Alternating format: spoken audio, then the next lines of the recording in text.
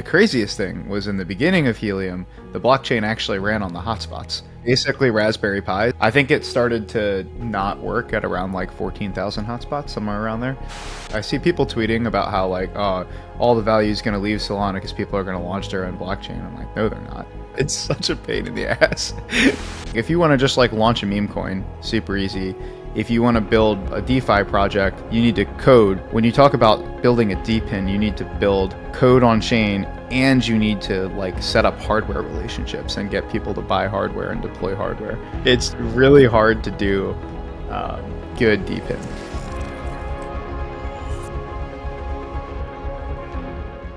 Hello everybody, welcome to the first episode of How Does It Work? And today I'm joined by the amazing Noah Prince from Helium.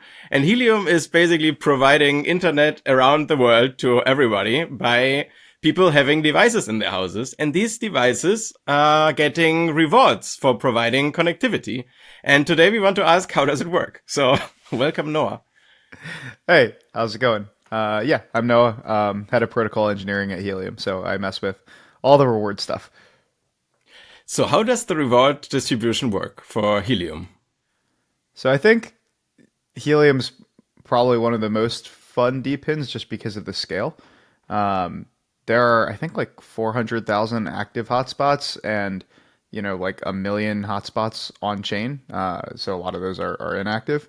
And so you end up with this huge data problem where the number crunching on these things is insane. Like for the IoT network, they do this thing called beaconing and witnessing where, one of them sends out a beacon and then a bunch of other ones witness that.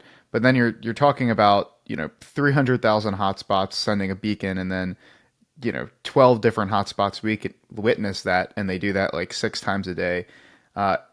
It's way too chatty to go happening on a blockchain. And actually, in the original Helium implementation, it was on a blockchain, and then we, migrated to Solana and decided we need to move that stuff off chain because it's just way too computationally heavy. Yeah, so in the beginning you had your own blockchain, right? Yeah. Well, actually, the craziest thing was in the beginning of Helium, the blockchain actually ran on the hotspots. Oh, I mean, that's pretty cool, actually. Yeah, and the hotspots are like basically Raspberry Pis. So yeah, the engineering behind that was insane, but I think it started to not work at around like 14,000 hotspots, somewhere around there. Oh, okay. Which Yeah, is they're still also not pretty impressive. Like, Solana has cool. like what, like 3,000 validators or something. So to have, 16,000 Raspberry Pis, Yeah, but it's also pretty cool. it's a lot of work to maintain your own blockchain, right? Oh, yeah. Yeah. I see people tweeting about how like, oh, all the value is going to leave Solana because people are going to launch their own blockchain. I'm like, no, they're not. Like, no, they're not. It's such a pain in the ass. Yeah, I can imagine. So, but then you have these devices, right? And these send data to, I guess, some oracle.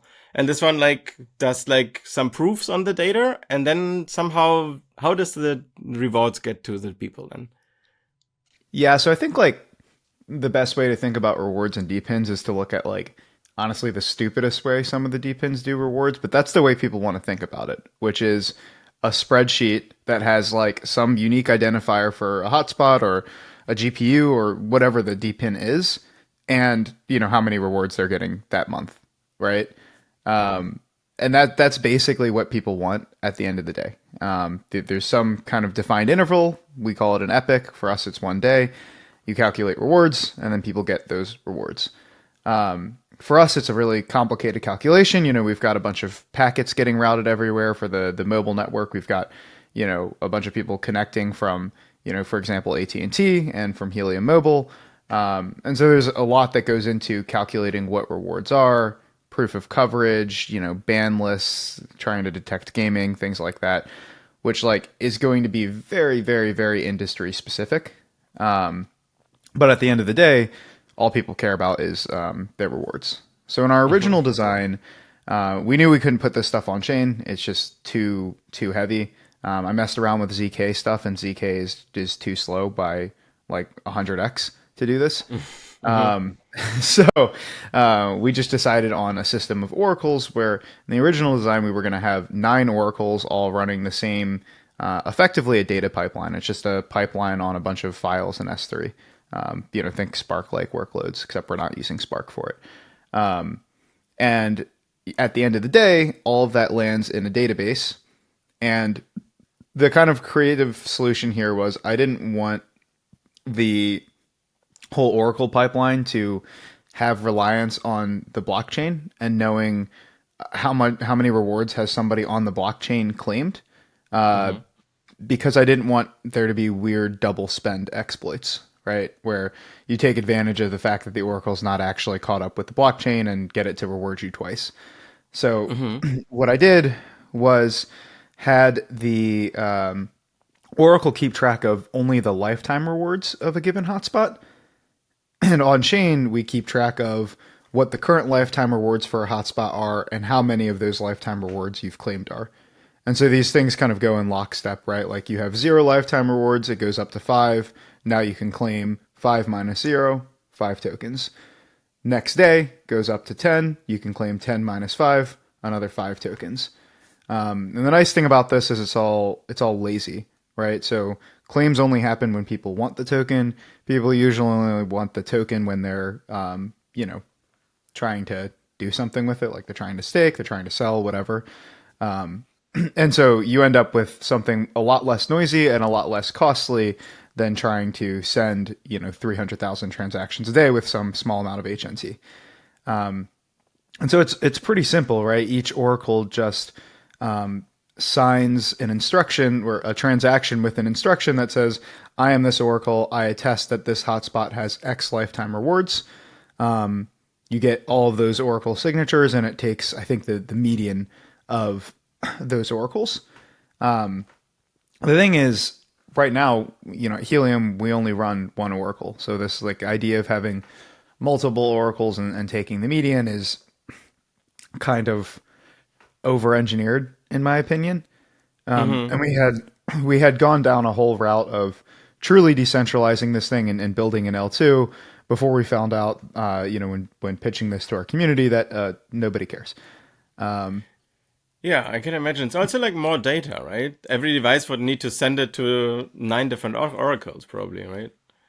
Well, the 9 different oracles could run off the same S3 bucket, but then you have to, decentralize the pipeline going into the S3 bucket. I mean, these things you can decentralize them, but it's kind of people put their money into an exchange and they trade on a centralized exchange because it has deeper liquidity. And that money is in flight. And as soon as they're done trading, if they're smart, they take it off and they put it in their hardware wallet. And so what I've found in crypto is that people are generally okay with a little bit of centralization, so long as it's only on a small amount of in-flight money. And so when we asked our community if they wanted us to do all this engineering work to fully decentralize it past this Oracle system, they're basically no. I'm making $50 or $100 in rewards a day on my hotspot. If you guys are corrupt, I stand to lose $50 once, and then I'm going to unplug my hotspot. So, exactly, they need to trust the Helium network to some degree anyway. Right, if Helium Mobile, if the MVNO turns evil, right, you've got bigger problems than having the Oracle decentralized. But then the whole pipeline is open source, so theoretically, if you cancel the project, someone could spin up its own Oracle, make another token. So it's theoretically, the idea of having the possibility to have 9 oracles is nice. And if it works with one, then it's fine. And so all the data is public, right? It's all in public S3 buckets. At some point we were uploading it to Shadow Drive too, I think. So people can go run the calculation and verify that we're not full of it. Yeah, exactly. Someone could run a control oracle, for example, right? Yeah, and the rewards are on chain, right? So yeah, I looked at the programs. It looks it's quite simple. It's not too magical, but it works super nice. Yeah, it's literally just signing the lifetime rewards. It's super simple. Honestly, the hardest part is around maintaining unique identifiers for a given hotspot and making sure that you're rewarding the right hotspot. That would be my next question. Do you have a chip on the device which has the key on it, or do you do it when someone buys it? Do you generate the key and is it an @25519 key?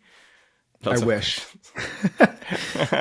So the trouble with DePIN is you're sort of we do have signing chips on them, but you're sort of at the whims of whatever factory is manufacturing them, and often they don't have ED 25519 chips. So Mm. all of the all of the IoT hotspots have this thing called ECC compact keys, Mm-hmm. and the mobile hotspots have this horrible I forget what the I think it's an RSA key. It's an RSA key, and the like byte length of the key is huge. The public key is like massive. It's really annoying. So it Oh, actually makes them a little bit more expensive to put on chain. is it the reason why you co-sign with the oracles and don't do it on chain? The message verification? We have this thing called an ECC verifier, which is just a little Rust service that verifies all of the keys that Solana can't verify. To make sure that you're actually in possession of the hotspot. It used to work that you would have to kind of connect to these hotspots via Wi-Fi, and then the hotspot would sign a transaction and give that transaction to you, and then you would, pass that on. We're finding now that that's not the best onboarding strategy because there's a lot of Mm-hmm. niggles with getting connected to Wi-Fi on the thing, Mm-hmm. and so we're slowly kind of transitioning to a model where we in the factory have the thing sign the transaction, right, and then we kind of pre-onboard it, and by the time you get that thing, you either get like a QR code, or maybe when you purchase the thing the hotspot already goes to your wallet, so that it's like a much simpler onboard where by the time you get the hotspot, mostly all you have to do is plug it in and plug and play. That sounds actually, yeah, much easier than having people to have a Solana wallet and like let them sign transactions and connect the Wi-Fi and so on. So you represent every one of these hotspots as a compressed NFT, right? Yep. So you would basically put some kind of key on the device, and then you, as planned, you would then mint the CNFT, which represents the hotspot, and this one would then via QR code be transferred to the user's wallet, for example, right? Correct. And the like hard part with the CNFTs is they don't have any kind of unique key, right? Like we are the hotspot is unique by its public key. Mm-hmm. And so we actually lose some of the benefits of compression because we have to put on chain this struct, which it's called a key to asset struct. And that's Oh. basically taking the unique key and mapping it to a compressed asset. The only reason we use CNFTs is because like an NFT is a really handy way to represent any kind of rewardable entity, whether it be like a hotspot or a subscriber or anything. It's a homing beacon for rewards that's transferable, and people are going to see it in every wallet, whether they have it in Helium or they have it in Phantom or Soulflare backpack. Like it shows up everywhere. So they're convenient for that. But I wouldn't say it actually saved us that much on rent because we ended up having to go create these structs on chain anyway. Yeah, if you have a PDA anyway, then you might as well just put the claimed rewards U64 in there as well, right? Right. Well, And then you have like a transfer authority program instruction. but if you did that, you'd lose the support in other wallets, which is annoying. That's true, and you can't see it in a wallet. So you would definitely always need like an app if you want to transfer the authority. Yeah, So I how does think it? if I were to do it now, I would probably. This didn't exist when we migrated, but Metaplex made a new protocol, Core, and Core is instead of being like the mint PDA and the account PDA and the metadata PDA, which like was really expensive for old NFTs, it's just one PDA that has you can do extensions on it. So it's a Mhm. really nice it's a nice program. The only thing that gives me pause of using it now is the upgrade authority is still owned by a DAO that I don't necessarily trust. I see. Yeah, but you could theoretically deploy your own core contract, but then it wouldn't be But then it supported wouldn't by be wallets. supported in Yeah, contracts. This is kind of the yeah. problem with Solana is like there's a huge moat. I mean, it's good for like as a someone running a business. The fact that you get a huge moat with your smart contracts is actually really nice. that someone Hmm. can't just like fork you away. But man, it sucks when you want to fork a smart contract. Yeah, that's true. Yeah. So how does it come down cost-wise per device? Like you said, you have 400,000 devices, right? So theoretically, this would be one Merkle tree, I guess. So like around like 5 Sol, but with the extra struct on chain, it's probably like another 0.001 Sol per device. And Yeah, we get a few structs because you get so, and this is complexity with Helium that other DPINs won't have, hopefully. Um, but you can have one hotspot that dual mines both IoT and mobile, right? And so you have this like a hotspot can be onboarded, and then once it's onboarded, it can either have mobile stuff about it, IoT stuff about it, or both. So there's the key to asset struct, and then on top of that, there's a mobile info, and then there's also an IoT info, and then there's a separate struct that's from like the lazy distributor, like Oracle program. So you end up with like 3 or 4 structs per hotspot. So these things are pretty heavy. I think it still only costs like 50 cents a hotspot. I mean, people are paying $250 for the hotspot, like somewhere between 50 cents and $1 for the on-chain state is just not that big of a deal that we've looked to optimize it yet. I hmm know the Light Protocol guys, I think it's Light Protocol guys and Helios made yeah. this new compression, and that their new compression supports like actual PDAs, so you can have like a unique key. I think if we were doing the migration 2 years later, so now, I hmm might have considered using that, or I might have just done the state on chain. I don't know. The compression is really it saves you rent, but what it saves you in rent, it gives you in headaches. And the amount of developer time spent beating that with a wrench in dollar amounts is probably far exceeding the amount in rent that it saved us.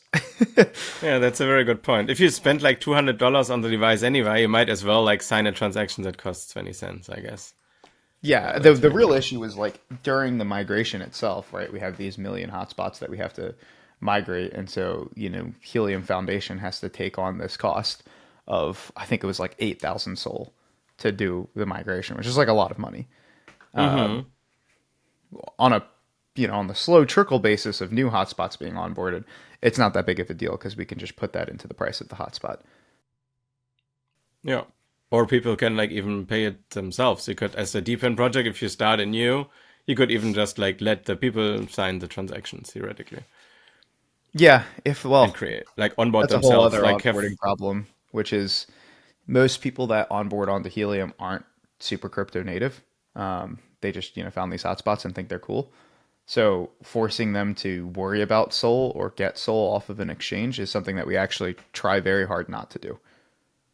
so it makes definitely more sense for you to create these accounts and the keys in the factory already.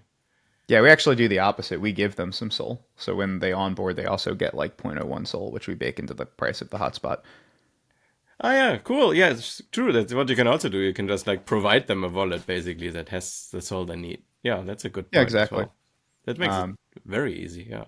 that's what I'm working on right now, actually. This thing where you can effectively like scan a QR code. I'm calling it a welcome pack. And when you scan that QR code, it creates the or gives you the hotspot. It gives you a little bit of Sol. It gives you basically everything you need to out of the box have a working wallet and never worry about it. And then you combine that with things like Privy, where you have these super nice like email login style wallets, and all of a sudden people can somebody who owns a coffee shop can put in a Helium mobile hotspot and onboard it, and it feels exactly like this was like a Web 2 company.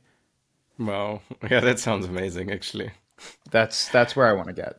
Like that's the magic with these things. If the only way that we sell hotspots and get people deploying them is through like crypto native people, we're gonna deploy like 100,000 hotspots, not the 30 million that we want to. Nice. Yeah. Yeah, so the future is bright. Do you want to share anything else Yeah, about I mean, Helium or about the plans you're having? yeah, I mean the goal is making onboarding as smooth as possible with these things. And we're always experimenting with tokenomics and what we can do to better incentivize people to deploy. I Yeah, think there's how a was lot of it? Did you interesting models out there. Did you start without a token, or did you immediately have the HNT and IoT tokens? No, not immediately IoT. So that's the thing. Like Helium's had a very interesting evolution where we started with just the HNT token, and it was then just the IoT network. Then we added the mobile network, which at the time the thinking was the best way to do this was to create two new tokens, mobile and IoT, and sort of bind them to HNT via a treasury. Hmm. But that the economics of that weren't actually that great. The way the Hmm. binding worked. I won't get too into it because it was a huge governance debate. But Oh yeah. fairly recently, we actually ended up rolling back those tokens. You can still swap them for HNT in the treasury, but now HNT is the only token. So yeah, there's been a big evolution on the token, and there might be more evolution in the future because I think one of the hard things about designing a token is you're sort of expected to have all of the economics figured out up front. Hmm. But in a startup, that is rarely the case. Like the way you think you're going to monetize when you start a product is often very very different than the way it ends up being monetized. And so a good example of this for Helium is a very good model that we have is like you pay 50 cents per gigabyte to use the network, which works Hmm. very well with us being an MVNO because I think it costs us like $2.50 a gigabyte when we go through T-Mobile, and it's 50 cents to use the Helium network. So it makes a lot of sense to pay that. That sounds good. Yeah. But there's other business models that are sort of emerging. Like we now have through people mapping on the Helium network all of this data about where coverage is good, where coverage is bad, where carriers can start to actually improve their coverage. And we do this because we want them to carriers to select our hotspots for offloading their own coverage. But this whole Hmm. toolkit is actually really valuable, and you could potentially sell it as a SaaS product. But Oh. where does that SaaS product revenue come into the Helium network, right? And where do the carriers aren't necessarily going to want to pay 50 cents a gigabyte to offload because they already have their own networks that they've put billions of dollars into, so they just prefer using their own. So there's a lot of interesting questions, especially in DePINs around like how do you actually model revenue properly? Yeah, and you have a DAO, right? And I have the feeling, like at least from outside, from I see it sometimes, that it kind of works. Is that true or? It, I mean, it's I would say the DAO does a really good job of stopping us from doing stupid things. Hmm. Like a fantastic job of that. For example, like I talked about earlier, how we were gonna, try and decentralize all of the oracles and effectively build like an L2 on Solana, like a Kafka-like L2 on Solana. And they were like, no, we don't care about decentralization, just work on the mobile. And we are like, got it. Like, and that Easy. honestly didn't even require a DAO vote. That was just like the community being loud. So it's really useful for that. The whole proposal to return to HNT from the other tokens actually came from the community, came from this community member Chris Farabee. Hmm. So we get some good stuff out of the DAO, but I would say it's still pretty important to have a central team like Nova Labs coming up with new things to do that the DAO then approves. And not just Nova Labs, but other teams that are, building on Helium, coming up with things to do. I think DAOs aren't necessarily good at driving direction, but they're good at voting on direction, if that makes sense. Yeah, it's pretty much the same as in game development. Like players are really good at like pointing out problems, but very bad at doing solutions. Like they say, "Hey, my character is too weak. Every damage needs to be 10x," while the solution might be completely different. I don't know, maybe a bad analogy, but um, Yeah, the DAO is super interesting. It's evolved a ton. We're now I've been trying to sort of get it to a point where it's similar to how Solana is governed, because I think that's actually a much more powerful model where you have validators that actually are highly technical and know what they're doing, and then you have stakers kind of delegating their stake to them, and the whole system is heavily incentivized on that. But the people that are voting on changes are actually somewhat educated. Equally, when I hold a token, I don't really give a shit, to be honest, about like researching all of the DAO stuff. Like if I hold 10 tokens that are different DAOs, like I'm sorry, I'm not going to spend 30 hours of my life researching proposals and Yeah, stuff. but if you want to stake it anyway, you might as well stake it with the person who has like your ideas of what a good solution would be, kind of, right? Exactly. So on So Solana, I Helium do we this as well. introduced. Like I stake with people I like, or I think they have good views, or like do a good job as validators. Yeah. And so we introduced a thing called proxy voting where you can basically stake, but you can like proxy your vote to somebody else so they can vote for you. And that's given us like a ton more voter turnout. And I think the quality of decisions is better. The flip side of that is centralization is higher, because now there are only a few actors that basically swing a vote. The balance to this is that anybody who's proxied to anybody else, unlike with Solana, Hmm. can actually override their vote with whatever voting power that they have. So on Solana, if I stake 1,000 Sol to you and you make a decision that I disagree with, I can't cause my 1,000 Sol to vote a different direction. You Yeah, you can basically stake with someone else. not for that You vote can. though, right?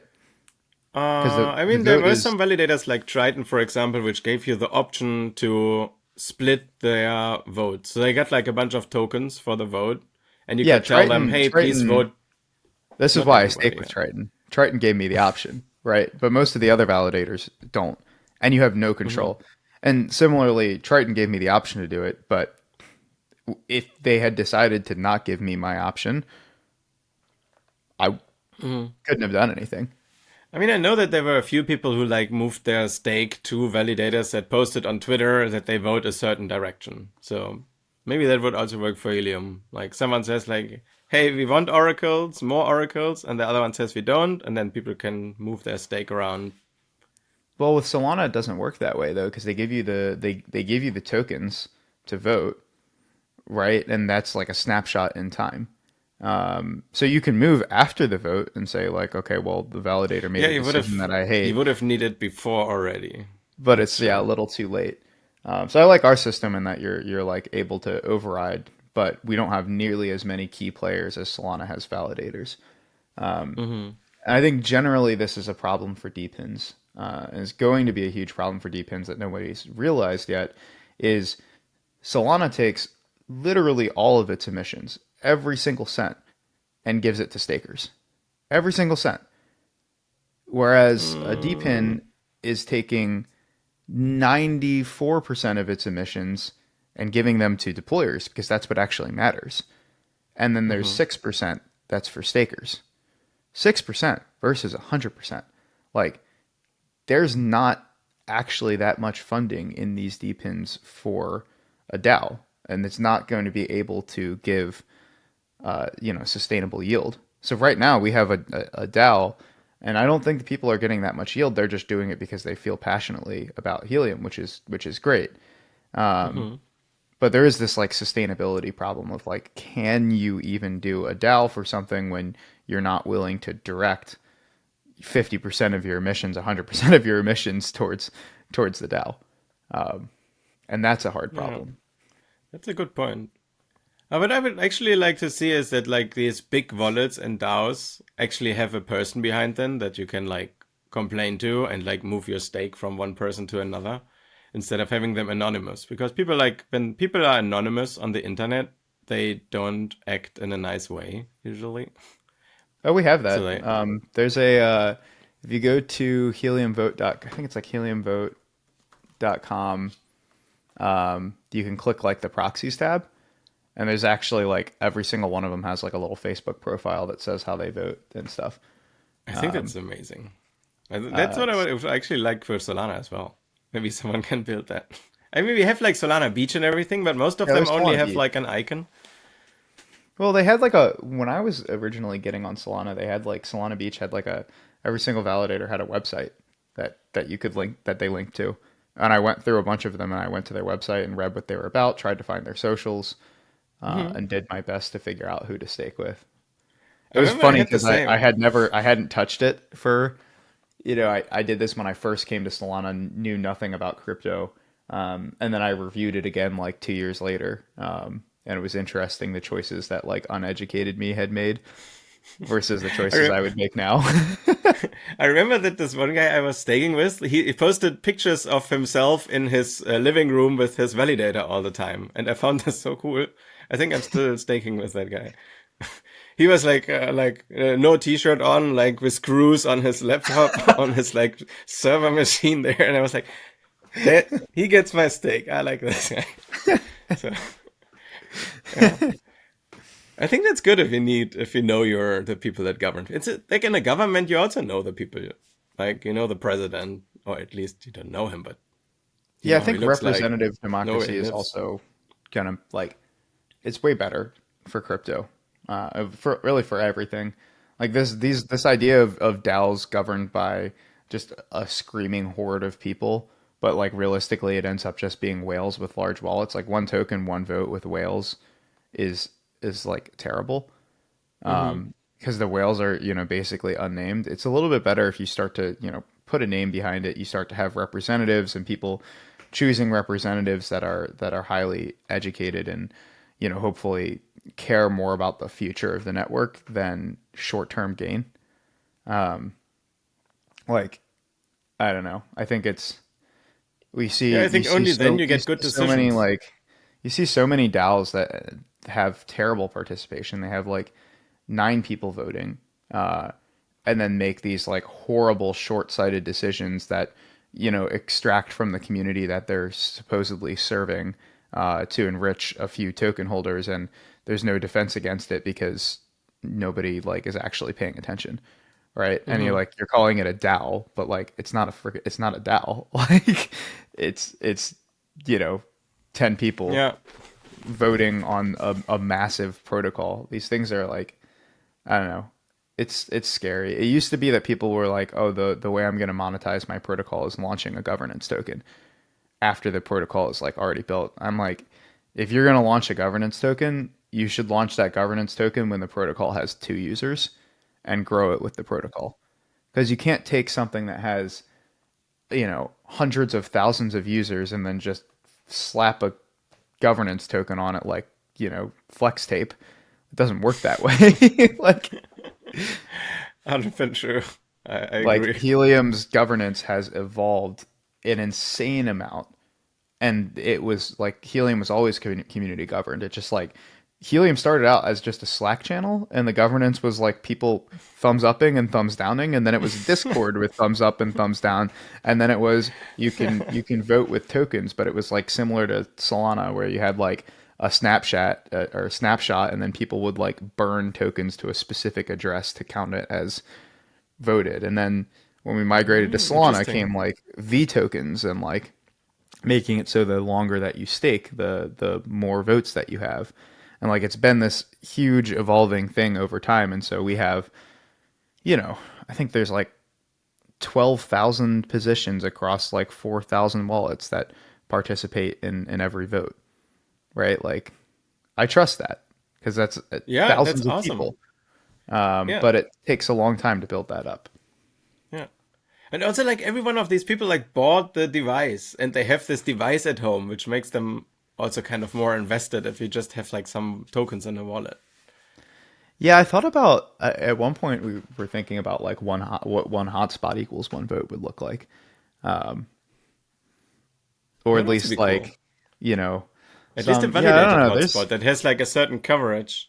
There's just not enough like experimentation in governments or in governance. I feel like what if there were multiple branches of government? Like you had the one hotspot equals one vote, and then you had the token holders, and then you had like the companies building on Helium, and you had like a multi-sig of three of those things, right? Like would that be better?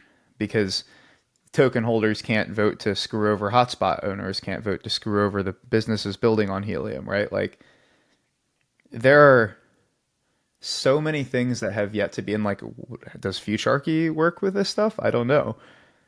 There's Yeah, just like so MetaDAO, future key, every time I see voting. like a new just realms DAO get made with just like one token equals one vote, I'm like, what a complete what a complete waste of experimentation.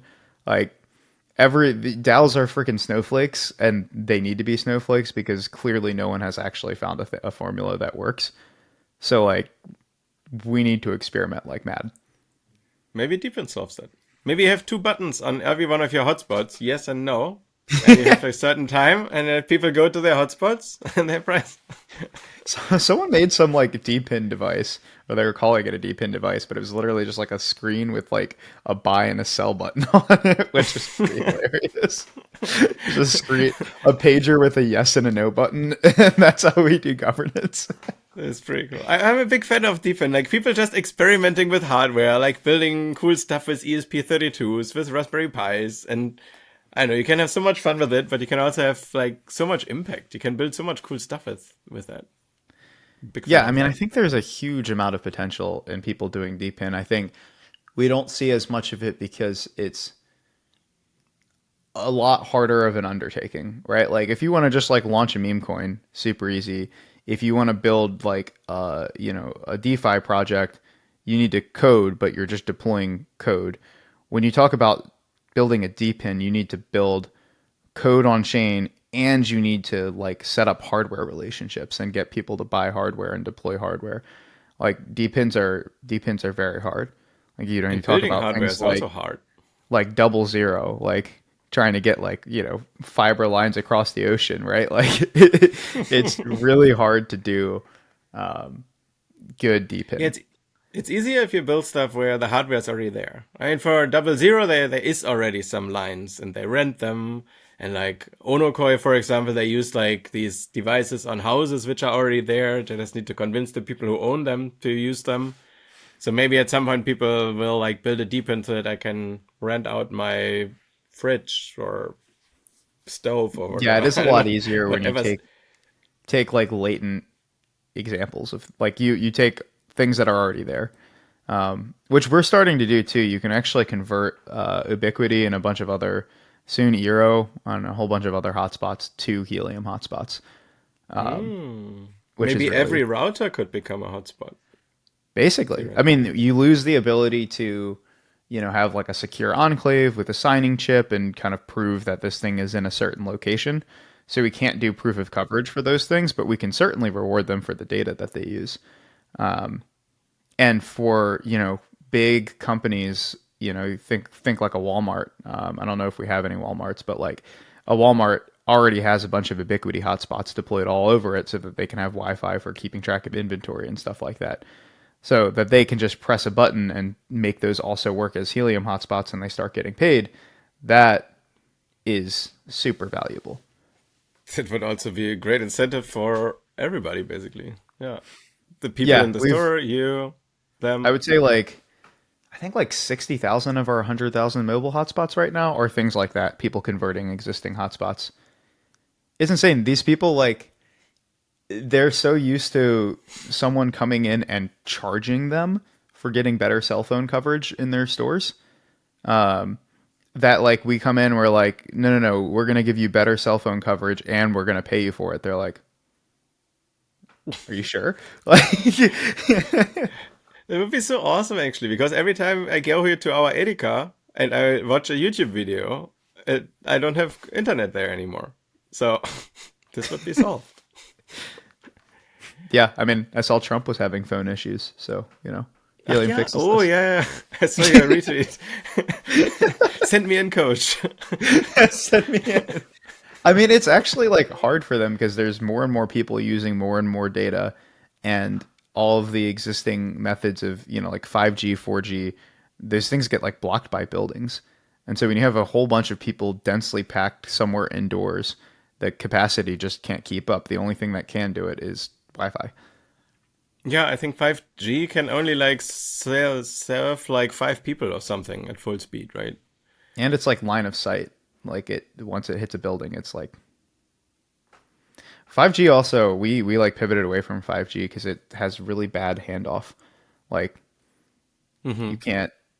I don't know the technical details of it because thankfully I'm not on that team because it sounded horrible. Mm-hmm. But it's like when you walk from one tower to another, it's like not good at switching from one to another. And particularly for us, where we're like an MVNO, it wasn't good at like switching from our 5G back to like T-Mobile's 5G.